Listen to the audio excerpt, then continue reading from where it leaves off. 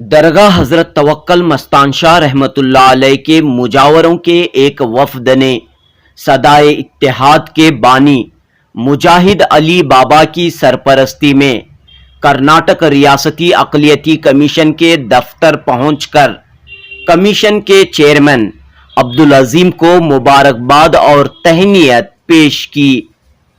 अब्दुल अजीम को रियासती हुकूमत ने दोबारा अक़लियती कमीशन के चेयरमैन के ओहदे के लिए नामजद किया है।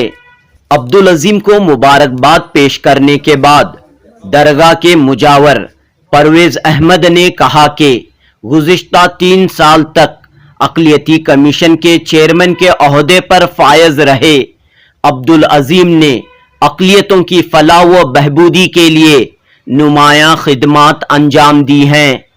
परवेज अहमद ने कहा कि एक मर्तबा फिर अब्दुल अजीम को कौम और मिल्लत की खिदमत करने का मौका हासिल हुआ है। इस मौके पर अक़लियती कमीशन के चेयरमैन अब्दुल अजीम ने दरगाह हजरत तवक्कल मस्तान शाह रहमतुल्लाह अलैह के मुजावरों की खिदमात की सताइश की। इस वफद में मुजावर इम्तियाज अहमद, सैयद उमर फारूक और दीगर शामिल थे। पेश है जुनूबी न्यूज की रिपोर्ट। तो अजीम साहब को मुबारकबाद देने हम दरगाह से आके हैं मुजावर लोगों में। अजीम साहब को फिर एक बार चेयरमैन बन गए हैं, फिर कौम की खिदमत करने वास्ते मौका मिला उनको, तो मुबारकबाद देने हम गुलपोशी करने आए हैं। नहीं सिर्फ ऐसा गुलपोशी करने आए हैं।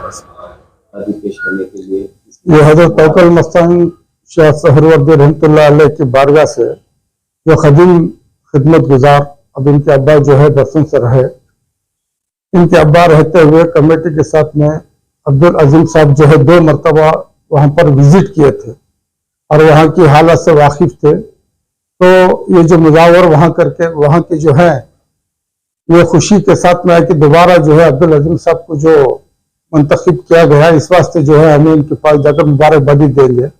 देखिए, आज हमारे हजरत मुजाहिद बाबा की लीडरशिप में हजरत तवक्कल मस्तान बाबा रहमतुल्लाह अलैह के मुजावरों की एक कमेटी हमारे दफ्तर पहुंचकर जो है मेरी गुलपोशी की है।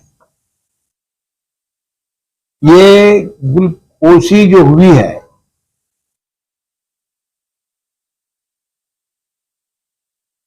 एक उम्मीद कि माइनॉरिटी कमीशन जितने भी मामला थे, मस्जिदों के हो या दरगाहों के हो, उनके साथ पूरी इंसाफ करेंगे और वहां पे जो भी खामियां हो रहे हैं, खामियां 1000 किस्म के होते हैं, उन खामियों को दूर करने का काम करेंगे।